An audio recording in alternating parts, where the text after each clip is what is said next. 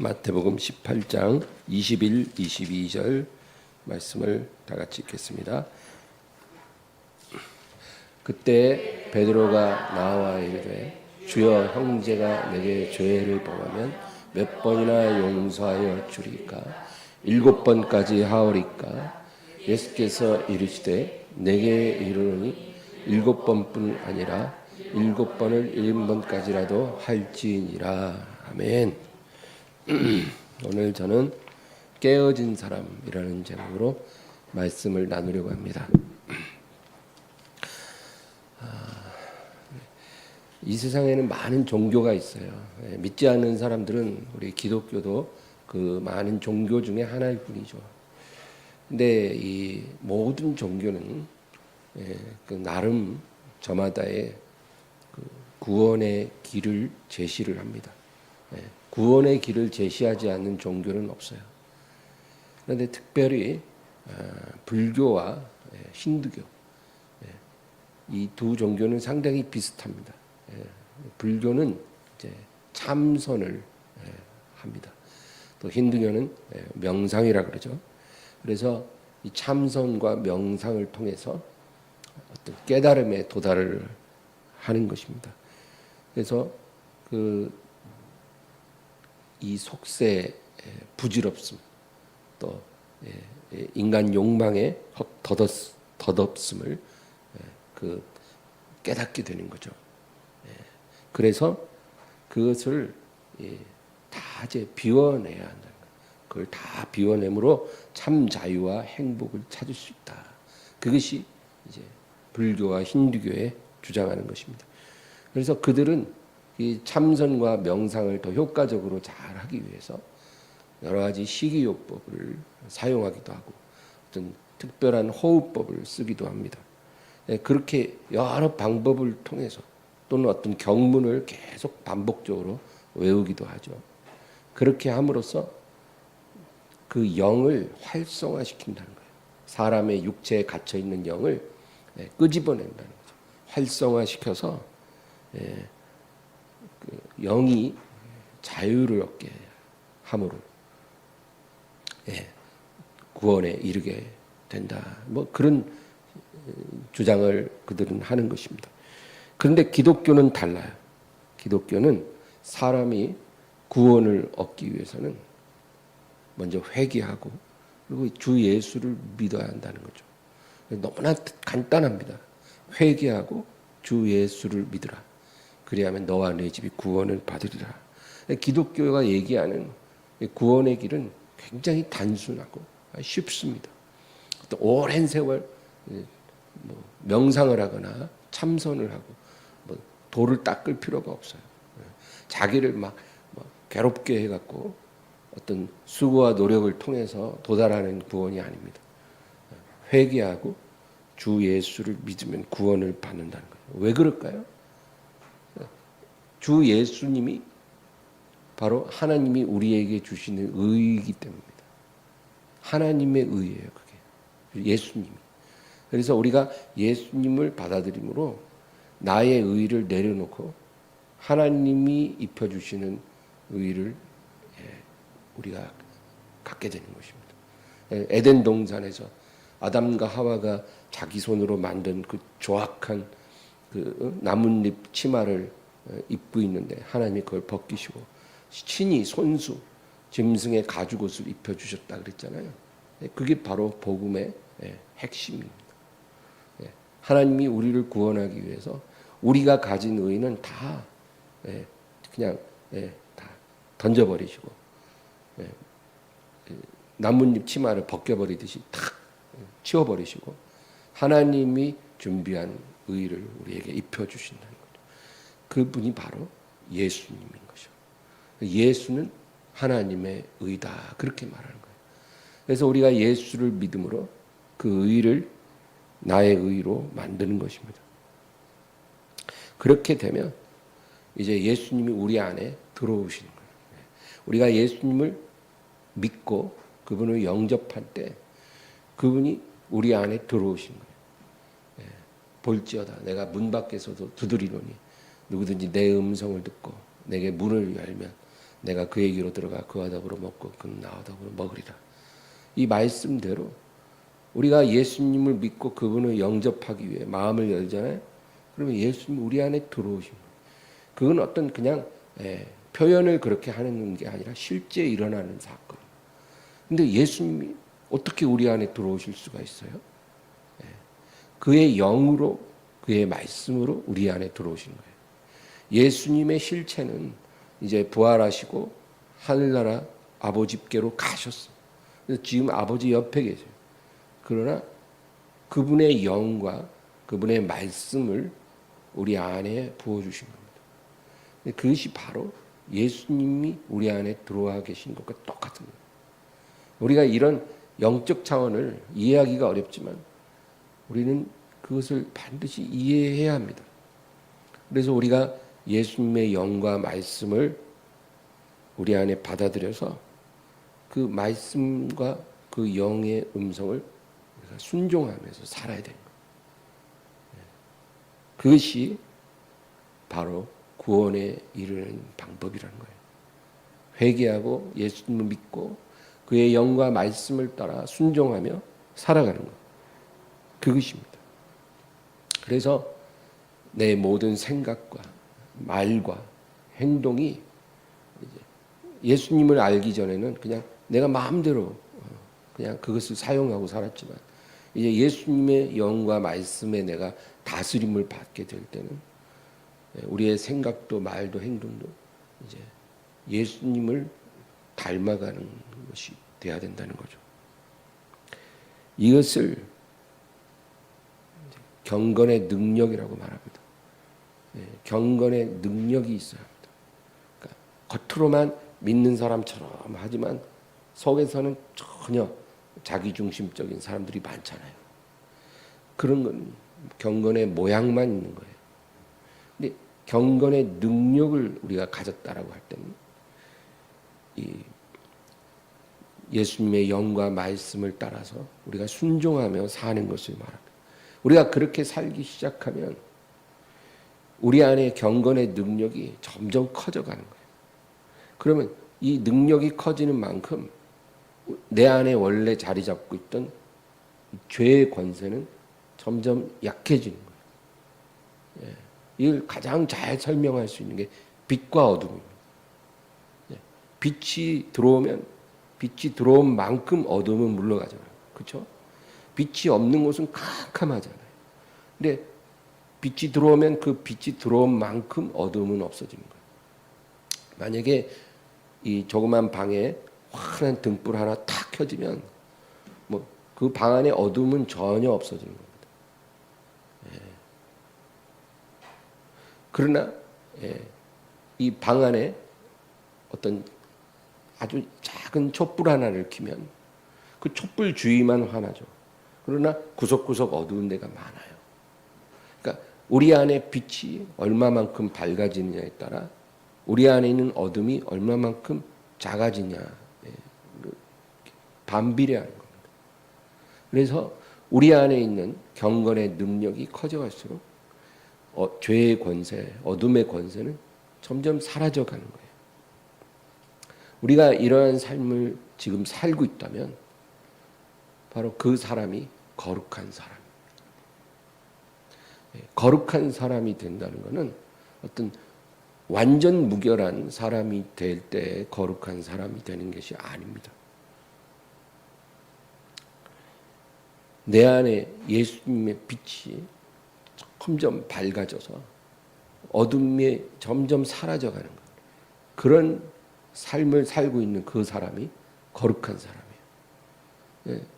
저와 여러분은 거룩한 사람이 되어야 합니다. 실수는 누구나 다 해요.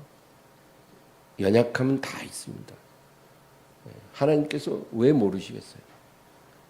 그럼에도 불구하고 예수님을 끝까지 붙잡고 넘어지면 다시 일으켜 세워지고 그리고 계속 예수님을 따라서 전진하는 사람.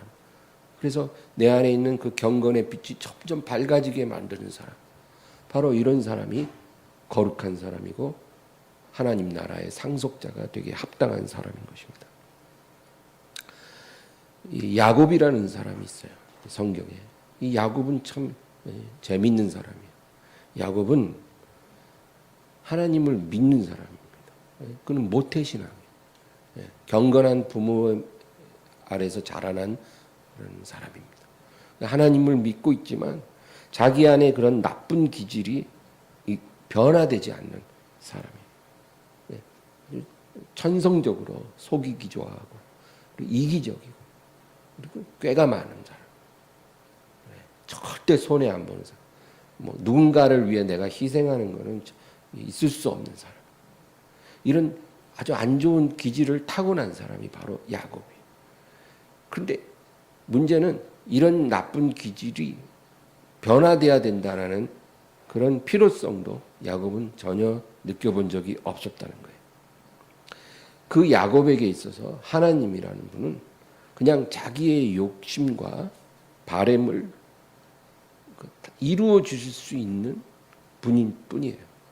내가 원하는 것을 내가 가질 수 있도록 도와주시는 분이 바로 하나님이에요. 그러니까 그의 믿음 자체가 굉장히 자기중심적이고 이기적인 그런 믿음인 거죠. 하나님을 믿어도 그렇게 믿는 사람들이 대부분이에요.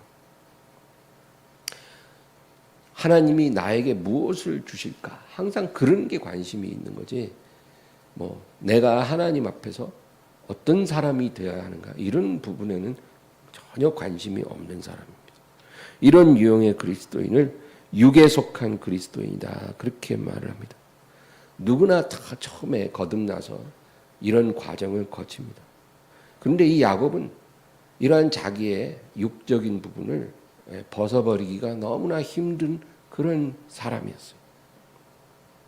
그의 할아버지 아브라함과 아버지 이삭은 야곱과는 달랐습니다. 아브라함이나 이삭은 일평생 하나님을 경외했던 사람이에요. 그래서 그들은 평생 한 명의 아내와 살면서 하나님을 섬겼습니다. 예, 그렇죠. 그 당시에 일부 다처제는 아주 일반적인 현상인데 하나님을 경외하는 아브라함과 이삭은 일부 일처로 일생을 살았어요. 물론 이제 아브라함이 나중에 사라가 죽고 나서 이제 뭐 다른 아내를 얻었다고 나오지만 그러나 사라가 살아있는 동안에는 그랬다는 거죠. 그 당시에 동시대 사람이었던 욥도 그랬습니다. 욥기도 읽어보면 아내가 한 명이었어요. 한 명의 아내에게서 10명의 자녀를 낳았던 거죠. 그런데 이 야곱은 그 삶 자체가 많이 달랐습니다. 그는 어디서 그런 못된 것을 배웠는지 아버지를 속이고 또 축복을 형이 받을 장자의 축복을 자기가 가로채고 또 형을 팥죽 한 그릇으로 유혹해가지고 그 어리석은 형으로부터 장자권을 또 자기가 삽니다. 그렇게 정말 미운 짓만 하는 그 야곱이 이제 형에게 죽임을 당할 그런 위협을 느낀 거예요.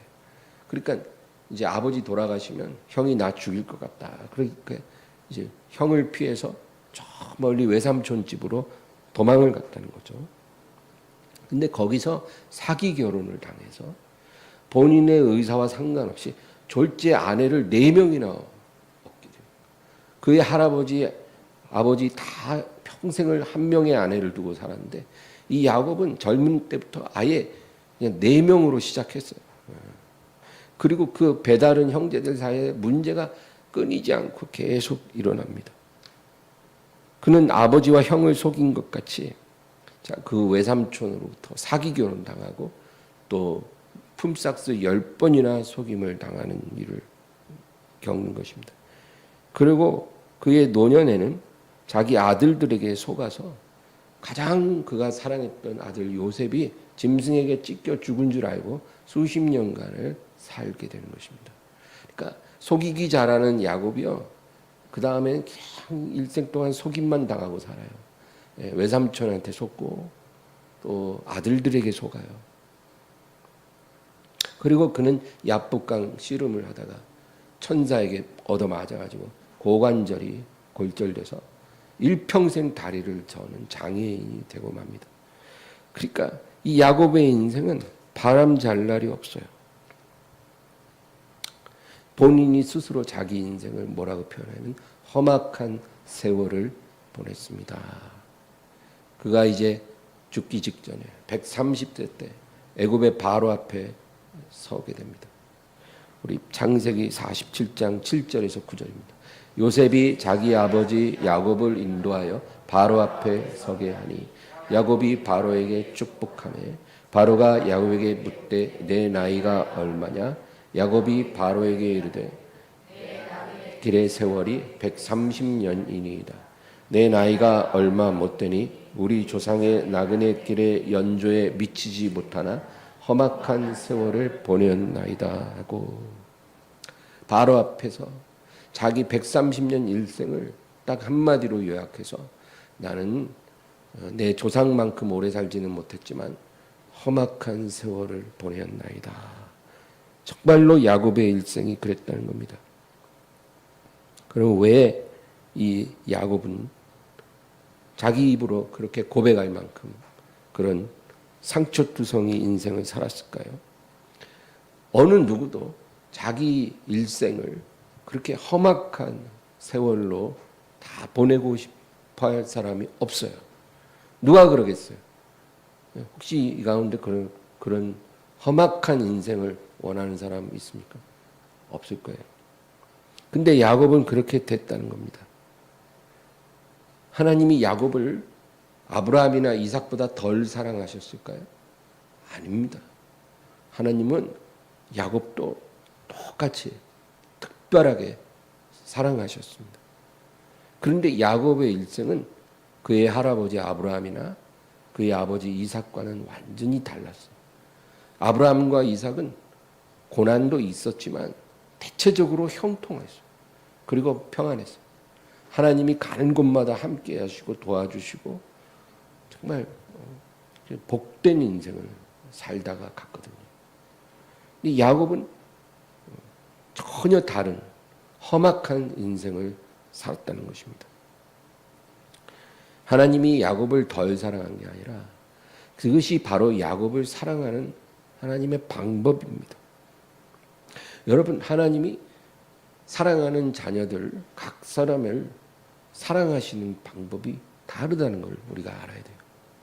그래서 남과 비교할 게 없어요.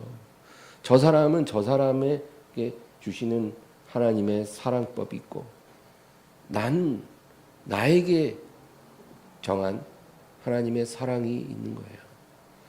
그 하나님의 사랑하는 방식이 다 다르다는 거예요.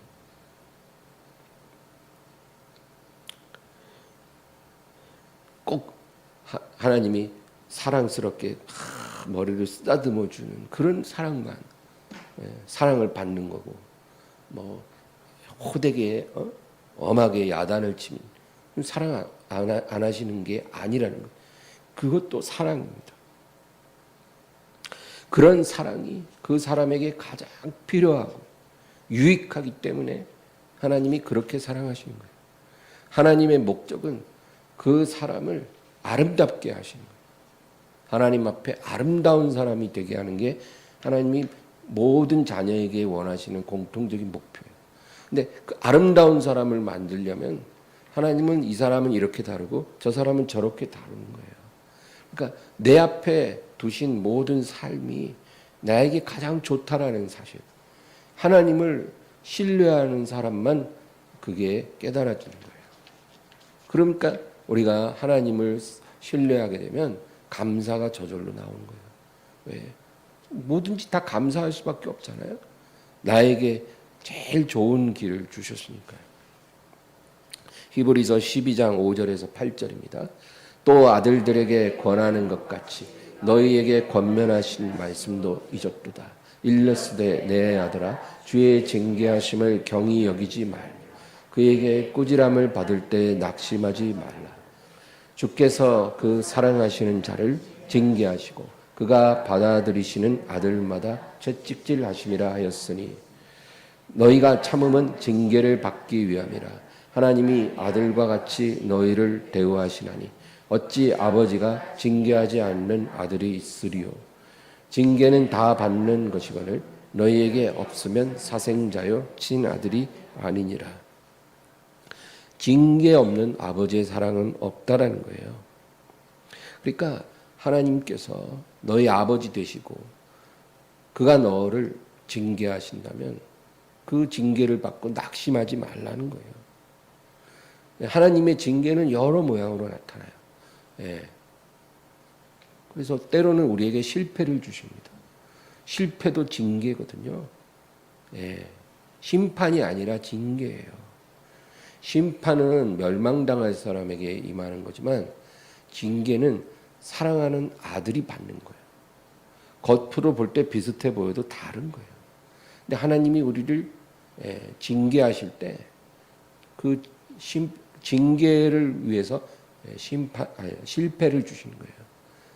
아주 우리를 인생의 바닥까지 떨어지게 만들고 우리를 비천한 상황에 처하게도 하고 비굴한 상황을 만나기도 하고 정말 어디 가서 화장실에서 혼자 울 수밖에 없는 그런 상황을 주시기도 한다는 거죠. 그래서 하나님이 이런 징계를 통해서 우리 안에 잘못된 것들을 드러내십니다. 네. 왜냐하면 우리는 절대 스스로 그런 것을 보기가 어렵거든요. 그래서 하나님께서 그런 징계를 통해서 우리가 그걸 볼 수 있도록 깨닫을 수 있도록 그걸 겉으로 확 드러냅니다. 그때 너무나 괴롭죠. 변명을 하고 싶고 합리화하고 싶고 뭔가 이유를 찾고 싶지만 그러나 그렇게 하면 안 된다. 하나님의 징계 앞에서는 극도로 정직해져야 돼요. 그것이 징계를 잘 받는 방법이에요. 우리 학교 다닐 때 이제 요즘은 어떤지 모르는데 제 학창 시절 때만 얘기하면 이제 교실에서 공부하다가 선생님이 뭐가 선생님 마음에 안 들면 나와 그래요. 그러면 이제 나오면은 칠판 앞에 손을 대고 이렇게 엎드리면 선생님이 이만한 막대기로 갖고 다니면서 네가 뭘 잘못했는지 알아? 그러면 네 압니다. 몰라 나 모른데 일단은 안다 그래야 돼. 그러면 딱 세대 때리고 들어가는 거예요. 근데 모르겠는데요? 이러면 몰라? 그리고 막 5대 때려요. 그리고 이제 알겠어? 모르겠는데요? 그러면 선생님이 이제 매 놓고 시계 풀어요. 우리 다닐 땐 그랬어요. 이제 이종 격투기 시작되는 거예요. 그러니까 여러분 약간 하나님의 방식하고 비슷한 부분이 있어요. 네. 하나님의 징계를 받을 때는 극도로 정직해져야 돼요. 그러니까 내가 뭘 잘못했는지 참 긴가민가 할 때가 있잖아요. 그럴 때도 무조건 잘못했습니다. 주님, 제가 다 잘못입니다. 제가 그냥 사랑이 없습니다. 제가 무지합니다. 제가 어리석습니다. 제가 못됐습니다. 무조건 그냥 납작 엎드려서 잘못했다, 용서해달라, 도와달라, 불쌍히 여겨달라 이렇게 해야 하나님께서 매도 최대한 적게 때리시고 빨리 또 일으켜 주신 거예요. 하나님이 징계를 하실 때는 우리의 잘못을 드러내시고 그것을 고쳐주기를 원하시는 것입니다. 그러므로 여러분 우리가 이제까지 어떤 삶을 살아왔는가 그걸 보지 말고 지금 내가 어떤 모습인가를 봐야 돼요. 내가 지나온 생애는 늘 괴로움과 고통과 탄식밖에 없을 수도 있어요. 정말 내 인생에 행복한 웃음을 웃어본 적이 얼마나 있었던가 잘 기억이 안 납니다.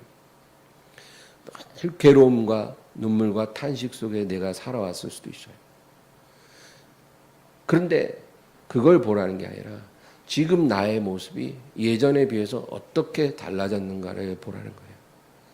예전에는 내가 하나님을 모르고 살았지만 지금은 하나님을 알게 하시고 예전에는 정말 나 중심적으로 이기적이고 어리석은 인생이었지만 지금은 하나님의 뜻을 구하고 정말 하나님을 기쁘시게 하려고 내가 뭔가 노력하게 되는 그런 사람으로 내가 지금 변화됐다면 그게 바로 내가 하나님의 사랑을 엄청 받고 있다는 그 확실한 증거입니다. 내가 하나님 사랑받고 있는 거예요. 그 하나님이 나를 사랑하는 방식은 괴로움과 탄식과 눈물이었을지라도 그걸 통해서 나를 아름다운 사람으로 만드신 거거든요. 내가 하나님의 사랑을 받고 있다는 분명한 증거가 바로 내가 이만큼 많이 변화됐다는 사실이죠.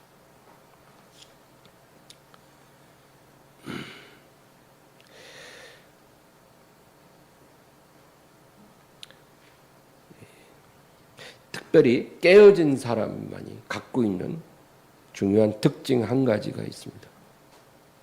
하나님 앞에 연단받고 깨어진 사람이 가지고 있는 분명한 증거 한 가지가 그가 자비의 사람이 된다는 것입니다. 깨진 사람의 특징이에요.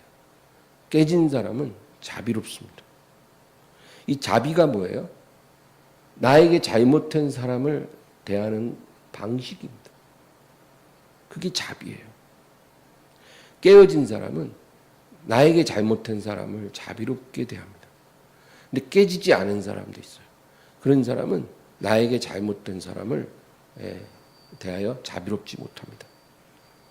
오늘 본문 말씀 마태복음 18장 21, 22절 읽겠습니다.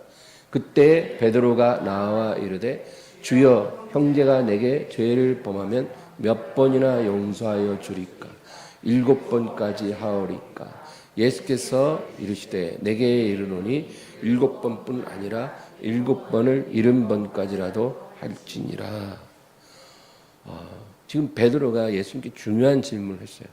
누가 나에게 잘못을 했을 때 몇 번까지 용서해 줄 수 있나요? 7번이면 되겠습니까?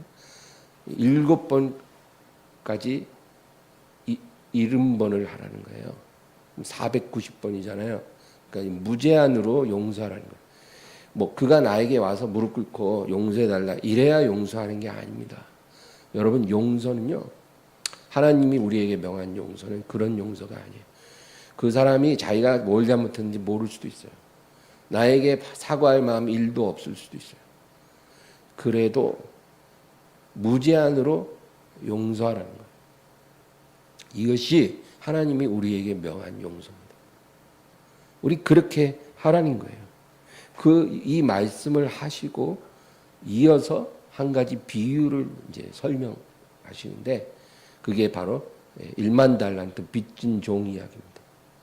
어떤 사람이 자기 주인에게 1만 달란트 빚을 졌다는 거예요.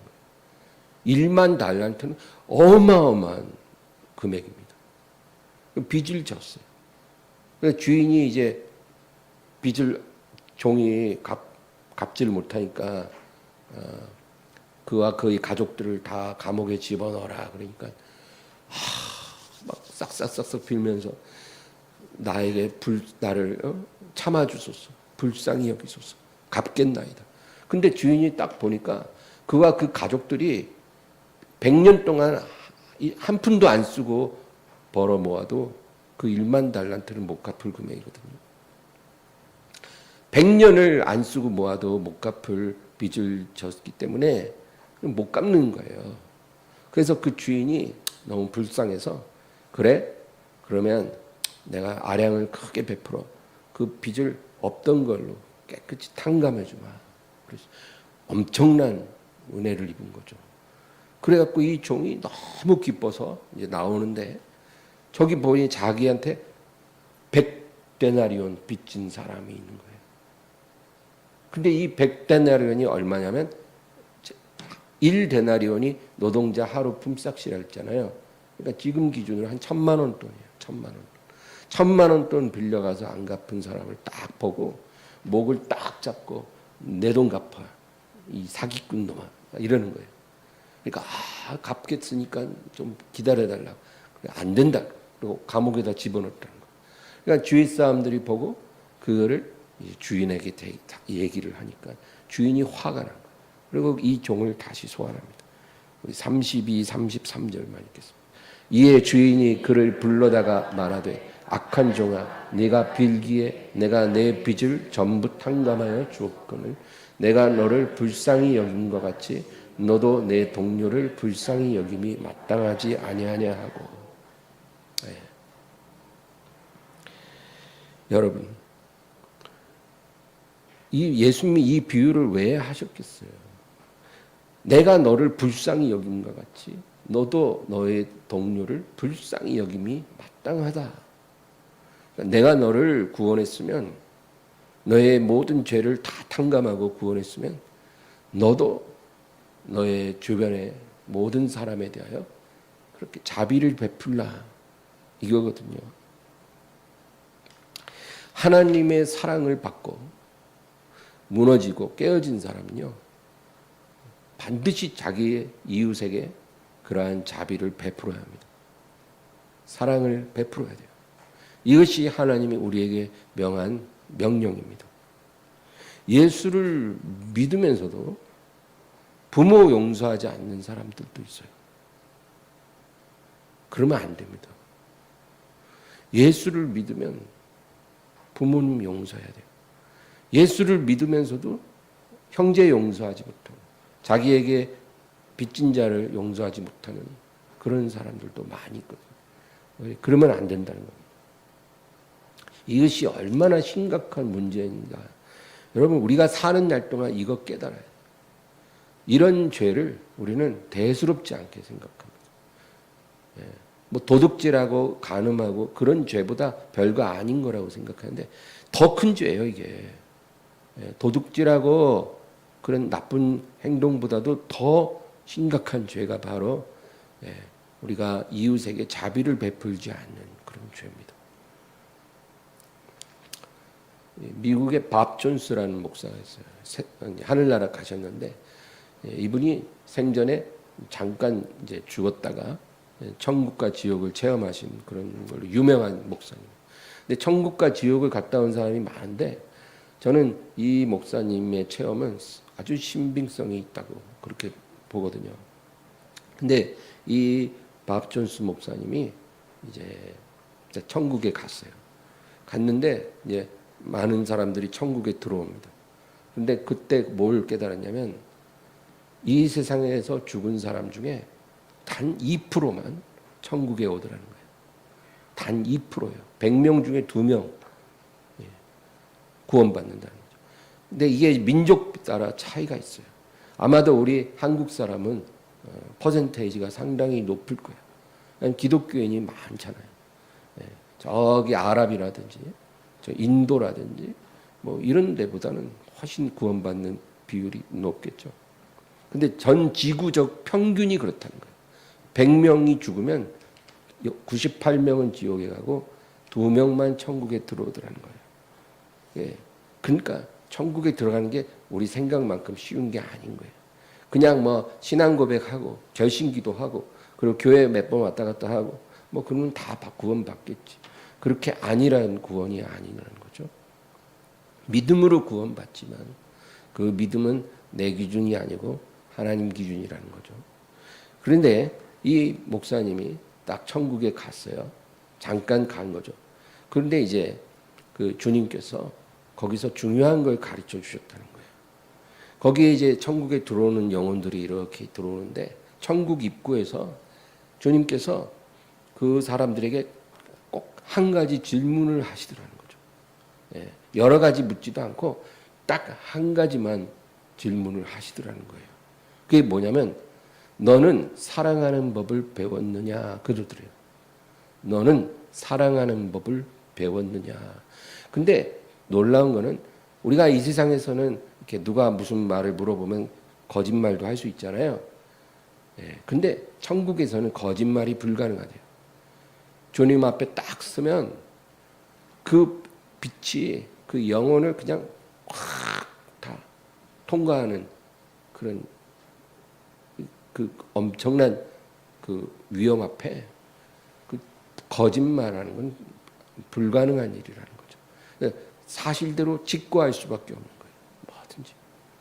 너는 사랑하는 법을 배웠느냐? 이 질문에 대답을 할 수 있어야 천국에 들어보내주리라는 거죠. 근데 거기서 이 목사님이 두 명을 보았대요. 하나는 11살짜리 소녀가 이제 그 천국에 온 거예요. 근데 이 소녀는 5살 때 무슨 병이 들어서 5살 때부터 11살에 죽기까지 그냥 침상에만 누워 있었다는 거죠. 근데 이 소녀가 예수님을 믿고 그 침상에 누워 있는 기간 동안 매일같이 자기 주위 사람들 그리고 세상의 여러 사람들을 위해서 그렇게 간절하게 기도하며 살았다는 거예요. 그러니까 본 적도 없는 사람을 위해서도 그렇게 기도하고 그랬다는 거죠. 근데 주님이 그렇게 질문을 딱 했을 때 이 소녀가 대답을 하더라는 거죠. 그랬다. 나는 사랑하는 법을 배웠다는 거죠. 근데 주님이 그것을 인정해 주신다는 거예요. 놀랐다는 거예요. 왜? 이 소녀는 자기 발로 걸어다니면서 선한 일을 해본 적이 없어요. 자기 손으로 뭔가 남에게 뭘 대접한 적이 없는 거예요. 그냥 침대에 누워서 자기가 본 적도 없는 사람을 위해서 그렇게 기도했다는 거죠. 그런데도 그 소녀가 사랑을 했다라는 것을 주님은 인정해 주신다는 거예요. 또 한 사람을 보았대요. 93세 된 할머니가 오셨대요. 그래서 이제 주님이 그 할머니한테 너는 사랑하는 법을 배웠느냐 그러니까 이 할머니가 뭐라 되냐면 주여 저는 남편하고 살면서 너무 많은 상처를 받았고 또 살면서 너무 많은 사람들로부터 상처를 받아서 저는 사람들을 대하여 마음을 닫았습니다. 그래서 사람들을 믿지도 않았고 또 사랑하지 못했습니다. 사람들이 모인 곳에 가급적 가지도 않았습니다. 이렇게 외롭게 저는 혼자 살았지만 그러나 저는 주님은 정말로 사랑했습니다. 그렇게 대답을 하더라고요.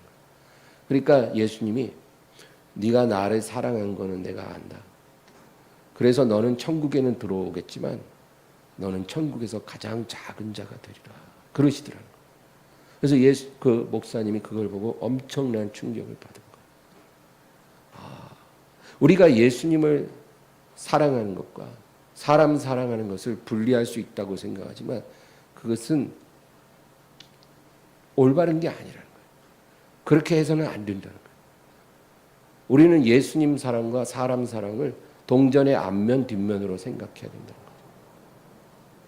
우리가 천국에 들어갈 때 하나님께서 우리에게 물으시는 게 그 질문이라면 우리 이 땅에 살면서 그 어떤 것보다도 사랑하는 법을 배워야 해요. 하나님 사랑하는 것도 중요하지만 사람 사랑하는 법을 우리는 배워야 한다는 것입니다. 주님은 천국에서 우리에게 상을 주실 때 우리가 행한 일을 보시는 게 아니고 우리가 가진 사랑을 보시는 거예요. 그 사랑을 보시고 우리에게 상을 주십니다. 겉으로 드러나는 행동이 아니라 우리 마음에 있는 동기와 목적을 보신다는 거예요. 그래서 우리 각자에게 상을 주신다는 겁니다. 두 사람이 똑같은 행위를 해도 사랑으로 말미암아 할 수도 있고 자기 만족, 자랑을 위해서 그 행위를 할 수도 있거든요. 겉으로 볼 땐 똑같은 행위를 해도. 근데 주님은 그걸 달리 보신다는 거예요. 사랑을 동기로 우리가 무엇을 할 때만이 그것이 하나님이 인정하시고 우리에게 상을 주신 거예요. 예배를 드리러 오는 것도 예수님을 사랑하고 하나님을 사랑하기 위해서 그것이 이유가 되어서 우리가 예배를 드리라는 거예요. 다른 목적이 아니라.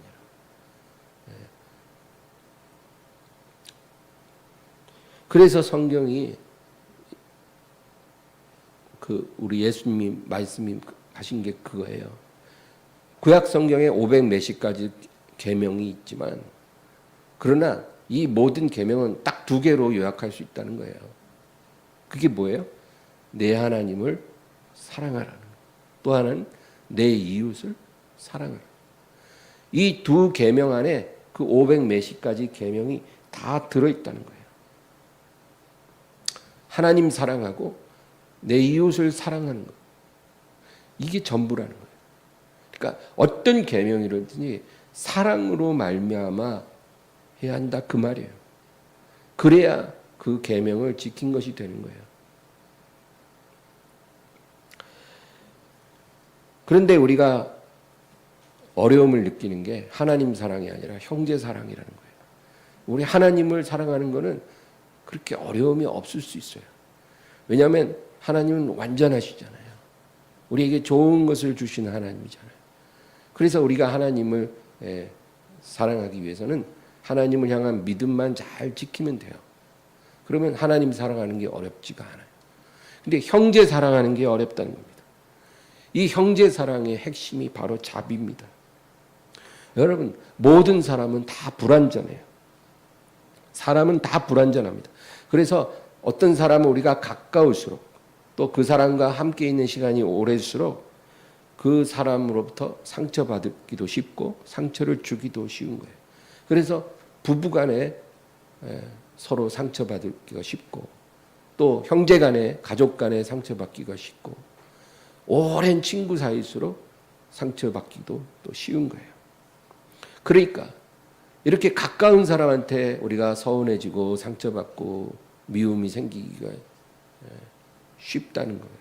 그래서 사람들이 상처받기 싫어서 사람을 가까이 안 하려고 하는 거죠. 그런데 그것은 바람직한 게 절대 아니라는 거예요. 우리가 형제 사랑을 포기할 수 없어요. 상처받기 싫다고 사람 멀리하는 건 하나님 방법이 아니에요. 그러면 사람을 가까이 하면 상처받잖아요. 어떻게 해야 합니까? 그래서 자비가 필요한 거예요. 자비 없이 어떻게 사람을 사랑하겠냐고. 자비가 뭐라 그랬어요?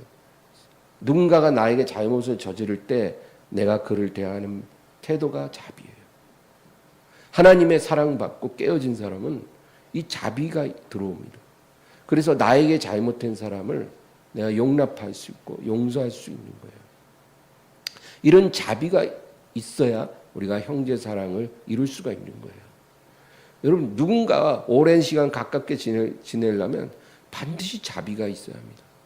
그 사람이 실수하고 잘못해도 용서하고 품어줄 수 있어야 그 관계를 계속 유지해 갈 수 있어요. 사랑을 지킬 수 있는 거예요. 그 자비를 우리가 갖지 못하면 여러분 관계 다 깨집니다. 결국 제가 목회하면서 보니까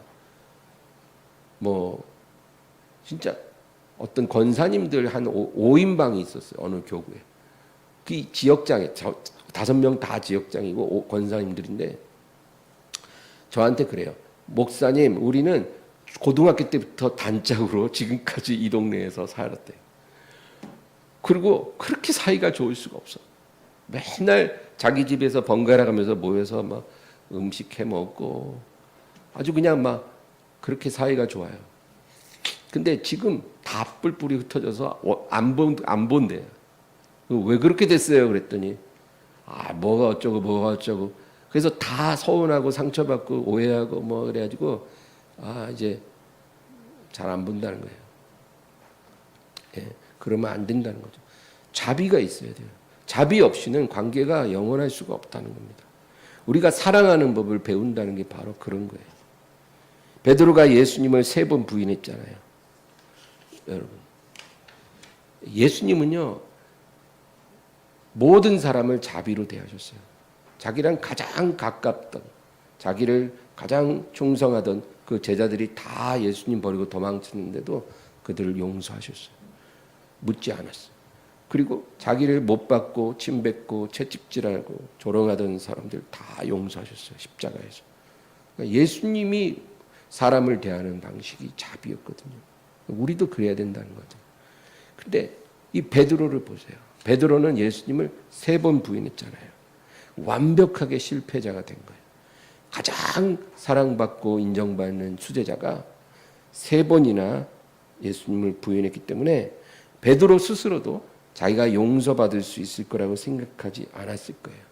그래서 나중에 부활하신 예수님이 해변가에 오셔가지고 얘들아 하고 불렀을 때 이제 예수님 앞에 이렇게 모여들었잖아요. 모닥불 피워놓고. 근데 그 말 잘하는 베드로가 그때는 한마디 말도 안 꺼내고 가만히 있는 거예요. 예. 벌써 수십 마디라도 꺼냈을 베드로인데 낯짝이 없어서 말을 못하는 거예요. 3번 부인한 놈이 무슨 염치로 무슨 말을 할 수가 있겠냐고요. 근데 그런 베드로를 향해 주님은 똑같은 질문을 3번 하시죠. 뭐라 그랬어요? 네가 나를 사랑하느냐? 그거를 3번 물으신 거예요. 네가 나를 사랑하느냐? 네가 만일 지금도 나를 사랑하고 있다면 그것으로 충분하다. 그거예요. 예수님은 베드로가 3번 부인한 거 추궁하지 않았어요. 그리고 네가 만일 지금 나를 사랑하고 있다면 그것으로 족하다. 그래서 3번 물어보신 거예요. 너는 네가 나를 사랑하고 있기 때문에 다시 일으킴을 받을 것이고 일어난 후에 내 양을 돌보다오. 여러분, 사람이 뭔가 중요한 일을 누군가에게 맡길 때는 그 사람을 믿는다는 거예요. 그렇죠? 예. 회사 사장님이 교회 재정을 회계를 아무한테나 맡기겠냐고요. 믿기 때문에 맡기는 거죠. 뭘 하나 맡기더라도 중요한 걸 맡길 때는 그 믿어야 맡기지 안 믿는 사람 못 맡기잖아요. 예수님이 베드로에게 내 양을 먹이라, 내 양을 돌보라 했을 때는 이제 내가 너를 믿는다는 거예요. 근데 예수님이 그렇게 베드로를 신뢰하고 중책을 맡길 때 물어보신 게 딱 그 3번의 질문이었잖아요. 네가 나를 사랑하느냐? 그러므로 네가 나를 사랑한다면 너는 나의 양을 돌볼 수 있다. 그 말이에요. 네가 나를 사랑한다면 너는 내 양을 사랑할 수 있을 것이다. 예. 그러니까 우리는 사랑하는 법을 배워야 돼요. 예. 어떤 행위로 하나님 앞에 나아가려고 하지 말고 내가 정말 주님을 사랑하고 있는가? 그러면 주님을 사랑하는 그 마음으로 내가 사람들을 사랑하고 있는가? 그러면 그 사랑의 핵심은 자비라 그랬잖아요. 내게 잘못한 사람을 내가 용서하고 용납하고 품을 수 있는가? 그거를 하나님께서 물으신다. 그것입니다.